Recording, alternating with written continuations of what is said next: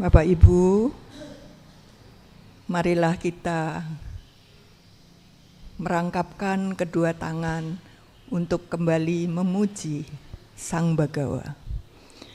Namo tassa bhagavato arahato sama sambuddhassa. Namo tassa bhagavato arahato sama sambuddhassa. Namo tassa bhagavato arahato sama sambuddhassa.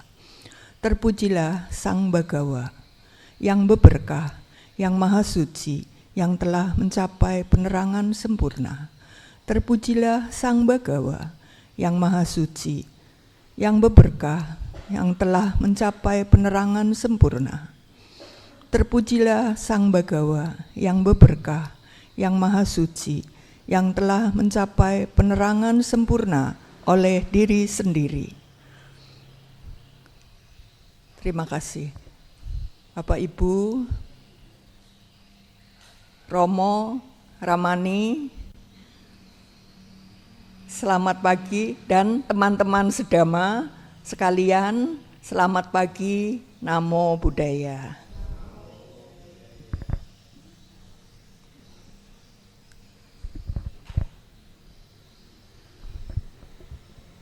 Seperti setumpuk bunga yang dapat dibuat menjadi banyak karangan bunga, demikian pula kita sebagai manusia dapat melakukan kebajikan yang lebih banyak lagi. Bapak Ibu sekalian, kita pagi hari ini di ujung tahun 2023 bersama-sama menambah kebajikan, yaitu menghormat kepada Sang Buddha, Sang Guru kita. Kita hadir di Metta Wihara, kita bersama-sama menambah kebajikan, yaitu dengan menghormat kepada Sang Guru kita. Seperti tadi dikatakan, yaitu seperti setumpuk bunga yang dapat dibuat banyak karangan bunga. Bunga, Bapak Ibu, memiliki keharuman, memiliki aroma yang wangi. Maka dari itu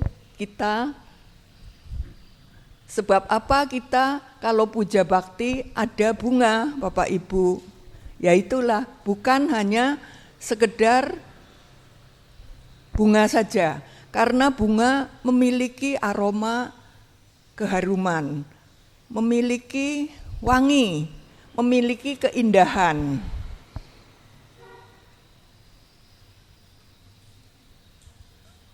Bukan hanya bentuknya saja, tapi kalau kita mencium bunga itu, Bapak Ibu, tentu akan, oh iya ya, wangi, rasanya damai. Begitu Bapak Ibu. Nah, menghormat kepada Sang Buddha, yaitu bisa dilakukan dengan amisa puja, yaitu lilin, bunga, dan dupa. Satu di antaranya yaitu bunga. Bunga sebagai sarana puja karena memiliki keharuman, karena kita menghormat kepada Sang Bagawa. Pada saat kita melakukan puja, penghormatan kepada Sang Buddha Gautama, kita bukan hanya karena semata-mata, oh iya, pakai bunga.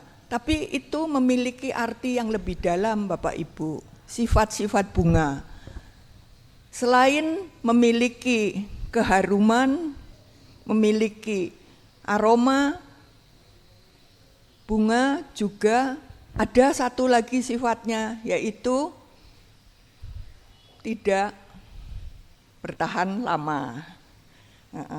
Setelah beberapa hari tentu saja akan menjadi layu dan setelah beberapa hari kemudian tentu saja dibuang ya Bapak Ibu. Tapi setidaknya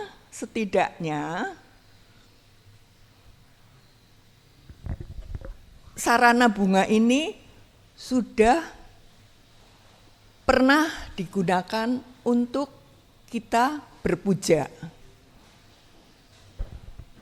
Walaupun nantinya dibuang. Sifat-sifat bunga yaitu tidak bertahan lama.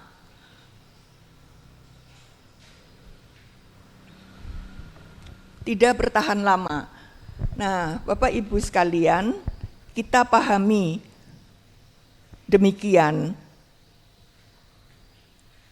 Lalu menurut ajaran Sang Buddha, puja apa, penghormatan apa yang bisa bertahan lebih lama, Bapak Ibu?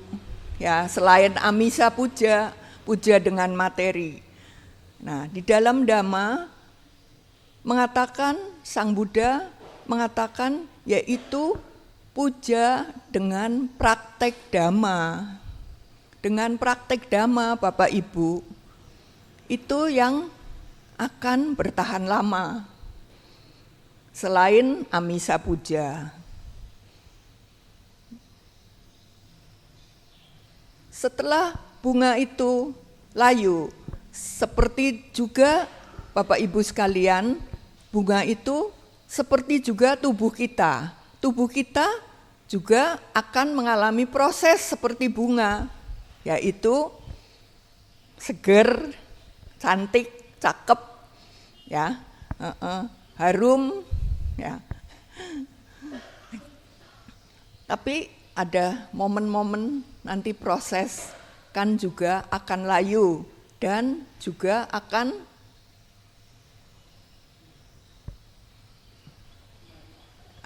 juga menua dan juga seperti bunga Bapak Ibu sekalian. Tapi dalam Dhamma mengatakan setidaknya walaupun kita nantinya layu, tua dan out, ya, setidaknya Bapak Ibu dengan sarana tubuh kita sudah melakukan kebajikan. Bunga tidak bisa bertahan lama, tapi dalam Dhamma mengatakan kebajikan akan bertahan lama. Bunga tidak bisa melawan arus angin. Baunya kalau ada angin ke timur, ya baunya ke timur. Kalau ada angin ke utara, baunya ikut ke utara. Tapi dalam Dhamma dikatakan kebajikan dapat melawan arah angin. Kebajikan dapat melawan arah angin Bapak Ibu. Bahkan harumnya sampai ke surga. Ya Bapak Ibu sekalian.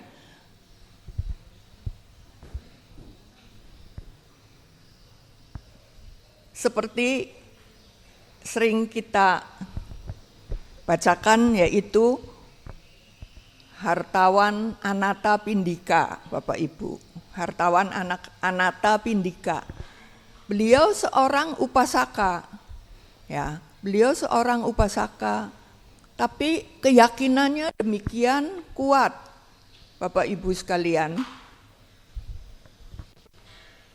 Menurut dalam buku Hartawan Anatta Pindika itu walaupun upasaka sudah mencapai tingkat sotapana.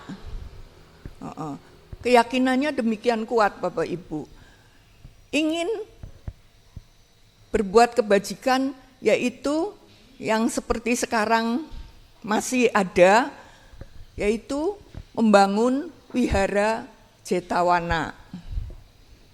Bapak Ibu sekalian, Hartawan Anatta Pindika. tanah itu dimiliki kepunyaan seorang pangeran, Pangeran Jeta. Nah, hartawan Anatapindika itu ingin membeli tanah itu untuk dibangun wihara, Bapak Ibu sekalian. Lah, gimana? Punyane pangeran, tapi ya pangeran lalu dikatakan kepada pangeran lalu bilang, Anatapindika, kalau mau beli, ya saya jual, tapi tanahnya itu harus ditutupi semuanya dengan apa Bapak Ibu? Kepingan emas, koin emas, ya. Lalu Anatapindika, wah begitu ya. Jadi oke, setuju. Jadi ditutupin tanah yang mau dibeli itu Bapak Ibu dengan koin-koin emas. Coba bayangin. Coba bayangin Bapak Ibu sekalian. Nah, setelah ditutupi dengan koin-koin emas itu, terus ada sebagian yang belum tertutup.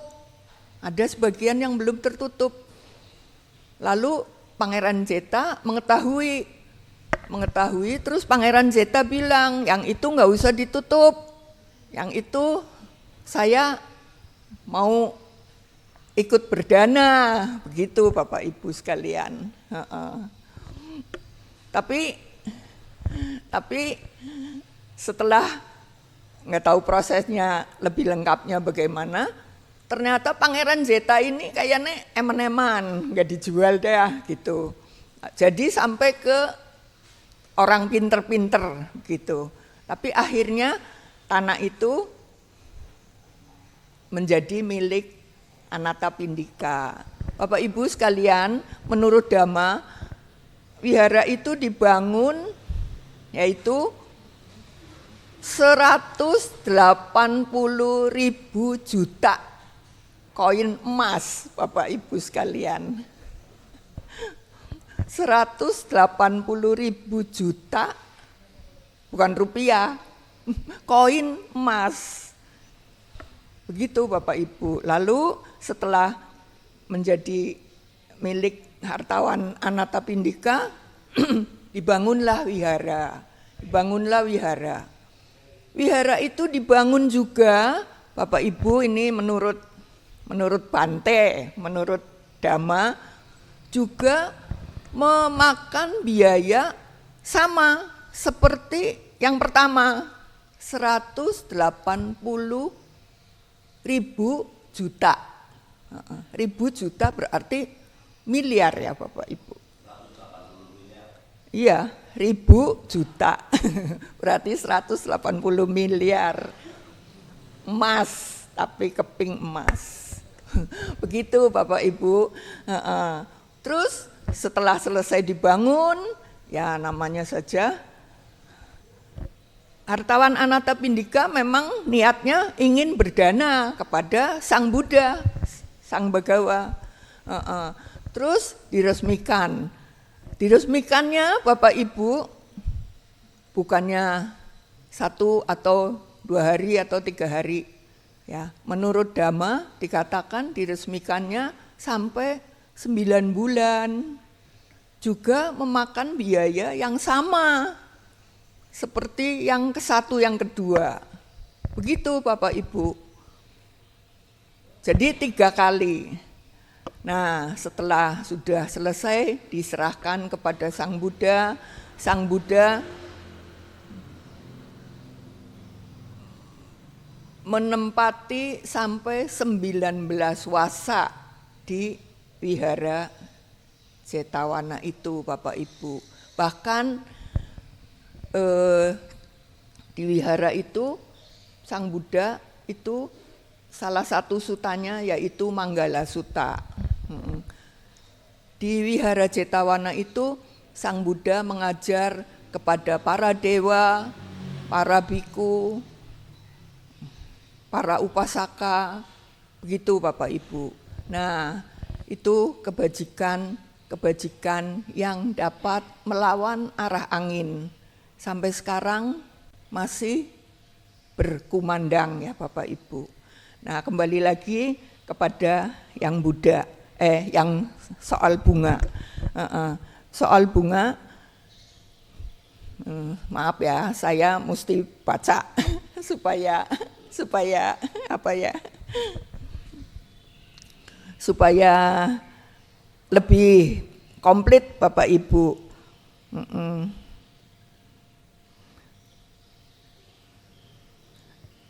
Pada saat itu juga Bapak Ibu, Bante Ananda, saatnya mungkin tidak bersamaan. Bante Ananda suatu saat merenungkan bunga, akar-akaran, kayu-kayuan, ya semuanya itu hanya harumnya, aromanya, wanginya hanya mengikuti arah angin. Ya, Bante Ananda dalam kesendiriannya berpikir, apa ya yang bisa melawan arah angin, begitu. Terus setelah merenungkan demikian, Bante Ananda tidak menjawab. Lalu Bante Ananda bertanya kepada Sang Buddha.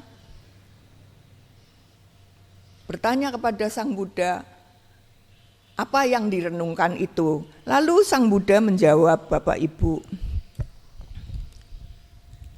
Sang Buddha menjawab, dari pikiran Bante Ananda, beliau pergi menghadap Sang Buddha. Lalu Sang Buddha menjawab, Bante Ananda, yaitu yang bisa melawan arah angin, yaitu satu, berlindung kepada Buddha, Dhamma, dan Sangha. Kedua, memiliki sila yang baik. Ketiga, kemurahan hati. Keempat, kebijaksanaan. Kelima, layak mendapat pujian. Nah, kebajikan orang tersebut akan menyebar ke segala penjuru. Demikian jawaban dari Sang Buddha, Bapak Ibu. Ada lima. Berlindung kepada Buddha, Dhamma, dan Sangha, memiliki sila yang baik, kemurahan hati, kedermawanan. Keempat, kebijaksanaan. Dan 5, layak mendapat pujian. Kebajikan orang tersebut akan menyebar ke segala penjuru. Begitu Bapak Ibu sekalian. Seperti di dalam, berarti seperti yang kita sering nyanyi ya Bapak Ibu, harumnya bunga. Gimana itu? Itu berarti hasil dari jawaban renungan Bante Ananda ya Bapak Ibu. Harumnya bunga tagara tak bisa melawan arah angin. Harumnya kebajikan sampai ke surga. Demikian Bapak Ibu.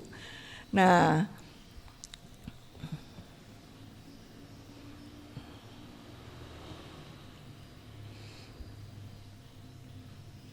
di dalam Nidikanda Sutta juga kita sering membaca, kalau kita katina ya Bapak Ibu, bahwa kebajikan yang kita lakukan itu tidak bisa dicuri, tidak bisa dirampok, tidak bisa dihilangkan oleh siapapun Bapak Ibu sekalian.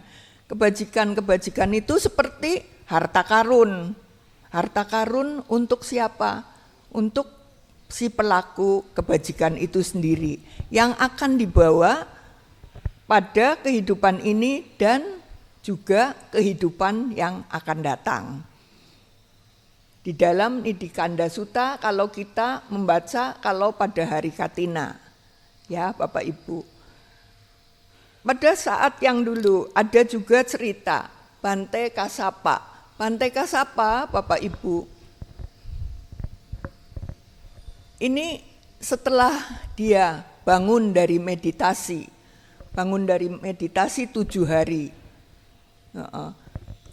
Bante Kasapa ini berpindah patah, Bapak Ibu, berpindah patah. Tapi ada sesosok dewa yang ingin berbuat kebajikan, Bapak Ibu sekalian, walaupun sudah dewa, tapi mungkin di sana alamnya happy sih ya, happy terus. Jadi mungkin masih kurang kebajikan, tidak bisa. Karena alam manusia ini adalah alam yang kita bisa banyak menambah kebajikan. Lalu dewa itu menjelma menjadi seorang tua, seorang ibu tua. Nah, Bante Kasapa Bapak Ibu, pada zamannya itu beliau berdana ke tempat-tempat yang perumahan miskin, Bapak Ibu, yang kurang. Maksudnya memberi kesempatan untuk mereka itu berdana. Nah, dewa ini Bapak Ibu menjelma menjadi seorang ibu terus berdana kepada Bante Kasapa. Tapi setelah berdana Bapak Ibu, apa yang terjadi? Makanan yang didanakan ini baunya harum. Wah, Bante Kasapa nih, wah ini yang berdana bukan orang biasa. Ternyata Bapak Ibu yang berdana itu Dewa Saka ingin berbuat kebajikan, berdana kepada Bante Kasapa yang waktu itu bangun dari meditasi selama 7 hari. Begitu Bapak Ibu, dewa pun ingin berbuat kebajikan. Nah, apalagi kita yang masih manusia, Bapak Ibu. Jadi walaupun nanti kita seperti bunga dibuang ya Bapak Ibu, kalau sudah sampai saatnya ya, tapi dalam Dhamma menganjurkan sarana tubuh kita yang susah didapat ini pada kelahiran ini untuk berbuat yang baik-baik, untuk berbuat kebajikan. Untuk siapa Bapak Ibu? Untuk diri kita sendiri. Demikian ya Bapak Ibu. Kira-kira yang saya bisa dapat beberkan, ceritakan kepada Bapak Ibu sekalian. Seperti sering kita dengar, kita terlahir menjadi manusia itu sangat sulit ya, Ramani. Sangat sulit. Nah, jangan sia-siakan ya, Ramani. Kita terlahir sebagai manusia itu sangat sulit karena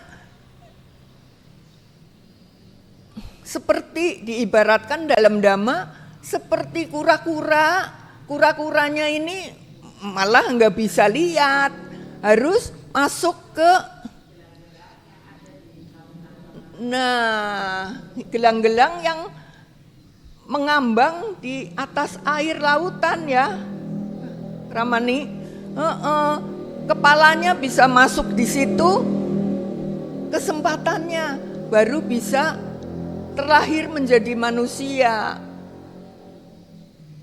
Sulit sekali Bapak Ibu sekalian. setelah ini apakah kita masih bisa terlahir jadi manusia? Nggak ada yang tahu. Karena kesempatannya untuk kita turun ke bawah itu lebih banyak. Kesempatannya naik ke atas juga sama, Bapak Ibu. Jangan bilang nggak ada, nanti pesimis. Kesempatannya untuk terlahir di alam yang lebih tinggi juga ada. Dikatakan surga atau neraka tergantung kita sendiri. Jadi mau terlahir di mana adalah kita sendiri. Betul enggak Bapak Ibu?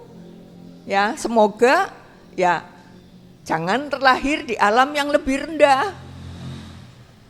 Betul enggak Bapak Ibu? Kadang-kadang kita berpikir, oh itu burung, ya seneng ya bisa terbang kemana-mana, bulunya bagus, mau terlahir jadi burung, Bapak Ibu sekalian. Mau? Apakah mau? Burung itu indah, bisa bebas terbang ke sana kemari. Ya, kadang kita melihat binatang peliharaan raja atau ratu, ya itu anjing bagus sekali, disayang sekali, deket terus sama ratu, ya. Bapak Ibu, apakah berpikir iya ya, kalau jadi anjing itu enak ya? Mau Bapak Ibu? Mau? Ya, karena apa Bapak Ibu? Karena ya tentu saja Willy goyang-goyang kepala. Tentu saja Bapak Ibu, alam manusia adalah alam yang mulia. Alam yang paling banyak. Para dewa pun ada yang masih ingin terlahir jadi manusia Bapak Ibu. Dulu mama mertua saya cerita, itu ada satu dewa yang ingin terlahir jadi manusia. Maksudnya apa? Maksudnya ingin menolong, ingin membantu, ingin bisa berbuat kebaikan, begitu Bapak Ibu. Karena di alam dewa itu apa saja sudah hanya dengan jentikan jari, ingin apa sudah ada, ingin apa sudah bisa terwujud. Jadi ada dewa-dewa yang ingin turun kembali menjadi manusia, ingin membantu manusia. Begitu Bapak Ibu. Jadi kita bersyukur terlahir sebagai manusia dan mengenal Dhamma. Manusia dan mengenal Dhamma Bapak Ibu. Coba kalau kita terlahir di belahan dunia yang lagi sering rusuh, sering perang. Apakah kita bisa seperti sekarang ini duduk ke wihara mendengar Dhamma dengan wajah-wajah yang semuanya cantik, cakep, ceria? Nggak bisa Bapak Ibu. Wajah-wajah semuanya cakep-cakep kan? Nggak bisa Bapak Ibu. Waduh, mungkin kita tidur saja peluru masih berdesing, ya. Nanti dengar di mana kebakaran, ya. Bisa Bapak Ibu. Terlahir manusia itu di sana juga terlahir sebagai manusia. Nggak bisa Bapak Ibu. Kita sudah terlahir adalah timbunan karma baik yang lampau. Terlahir manusia bisa mengenal Dhamma, ya. Bisa kewihara pagi hari ini sehat, senang dan bahagia. Begitu Bapak Ibu. Nah, sesuai dhamma, yaitu seperti tadi dikatakan, walaupun kita seperti bunga yang ada di altar, bunga sudah menjadi sarana untuk kita berpuja, untuk kita menghormat Sang Buddha. Nah, walaupun nantinya dibuang, tapi sudah digunakan untuk sarana puja. Nanti minggu depan apakah bunga itu dipakai lagi? Tidak, ya. Tidak, Bapak Ibu. Jadi tubuh kita pun akan mengalami yaitu proses. Nah, di dalam proses itu sesuai dhamma kita bisa mengisi ya sarana dengan sarana tubuh, pikiran, ya ucapan, pikiran dan tindakan kita dengan tubuh kita untuk menambah hal-hal yang baik. Bukannya pinter, bukannya nuturi Bapak Ibu. Ini sesuai dhamma. Jadi marilah kita bersama-sama menambah kebajikan. Demikian ya Bapak Ibu. Mohon dimaafkan kalau ada salah-salah kata. Terima kasih. Namo Buddhaya. Waktu dan tempat saya kembalikan kepada pimpinan Puja Bakti. Oh iya Bapak Ibu, ini kebetulan sudah di penghujung tahun ya. Hari-hari, bulan-bulan sudah kita lalui. Nah, selamat menyongsong tahun yang baru 2024 dengan segala Bapak Ibu dan saya semuanya sehat, berkah, banyak rezeki, panjang umur dan bahagia. Demikian ya Bapak Ibu. Terima kasih. Anumodana, Namo Buddhaya.